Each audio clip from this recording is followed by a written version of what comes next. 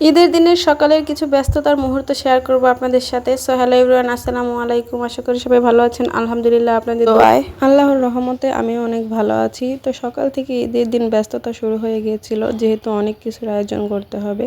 তো সকালবেলায় ভোরবেলায় একদম ভোরে নামাজটা পড়ার পরে সাথে সাথেই হচ্ছে আমাদের চুলায় সেমাইগুলো বসায় দেওয়া হয়েছে, কারণ সবাই সেমাই খেয়ে তারপরে হচ্ছে নামাজ পড়তে যাবে। মিষ্টি মুখ করে নাকি নামাজ পড়তে যেতে হয়, এর জন্য হচ্ছে সেমাইগুলো আগেই চুলায় বসায় দেওয়া হয়েছে। বাহিরে কিন্তু এখনও অনেক অন্ধকার, এখনও পরিষ্কার হয় নাই। তো এই যে হচ্ছে আমার সেমাই, আমি হচ্ছে মিষ্টি খাই না, একদমই কম মিষ্টি খাই, শুধুমাত্র দুধ দিয়ে হালকা একটু লবণ দিয়ে সেমাই রান্না করে খাই, কারণ আমি মিষ্টি একদমই খেতে পারি না, খেলেও খুব অল্প পরিমাণে খাই। এদের প্রচুর পরিমাণে ব্যস্ততা, বাসা ভরা মেহমানের কারণে হচ্ছে বড় ভিডিওগুলো ভালো মতো আপলোড করতে পারতেছি না, আর ভয়েস ওভার করতে গেলে যে একটা সময়ের প্রয়োজন সেই সময়গুলো পাইতেছি না। তো খুব সকালে দিচ্ছি, গলার ভয়েসটা একদমই ভালো নেই, কেউ কিছু মনে করবেন না। তো এখন হচ্ছে আমি সেমাইটা রান্না করে নিলাম। আমার সেমাইটা লাচ্ছা সেমাই, আমি হচ্ছে লম্বা সেমাইটা একদমই খেতে পারি না, আমার একটু লাচ্ছা সেমাইটা খেতেই ভালো লাগে।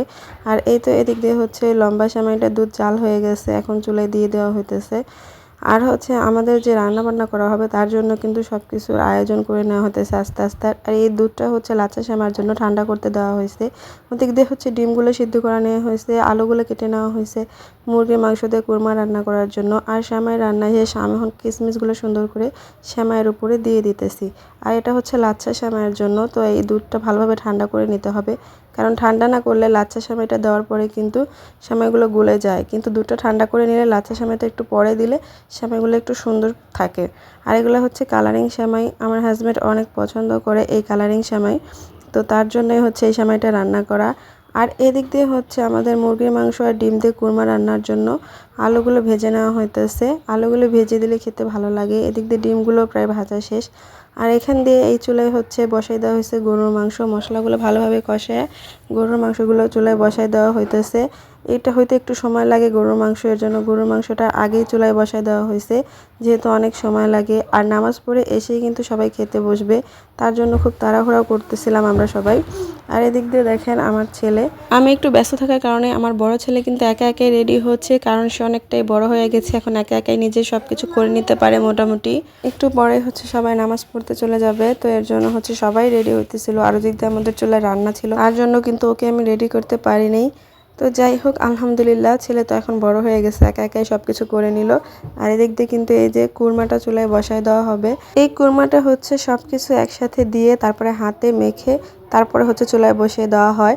তো আদা রসুন বাটা, পেঁয়াজ মরিচ যে যে উপকরণ লাগে একটু গুঁড়া দুধ দিয়ে ভালোভাবে হাতে মেখে তারপরে পরিমাণ মতো পানি দিয়ে চুলায় বসায় দেওয়া হয়। তারপরে হচ্ছে ডিম আর আলু ভাজাটা পরে দেওয়া হয়, নামাই নেওয়ার আগে আগে, যখন বাগার দেওয়া হবে তার একটু আগে দিয়ে তারপরে বাগার দিয়ে নামায় নেওয়া হয়।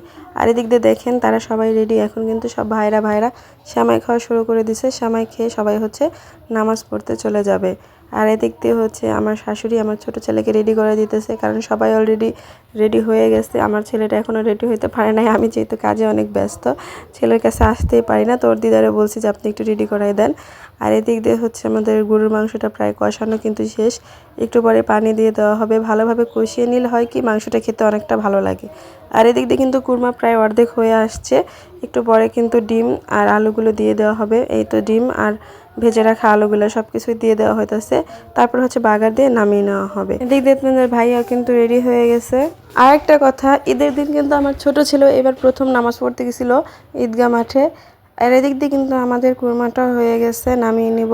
আমার বড় বোন হচ্ছে আমাকে দুটো বিছনার চাদর গিফট করছিল। আমার কিন্তু গিফট পেতে আসলে অনেক ভালো লাগে, সেটা যেমনই হোক না কেন, গিফট তো গিফটই, গিফট পাওয়ার মধ্যে একটা অন্যরকম মজা আছে। তো এখানে হচ্ছে দুইটা চাদরই আমি নিয়ে নিলাম, খুলে দেখতেছিলাম কোনটা ভালো লাগে, তারপরে হচ্ছে আমি আমার পছন্দ মতো একটা বিছিয়ে নিলাম। দুইটাই খুব সুন্দর মাশাআল্লাহ।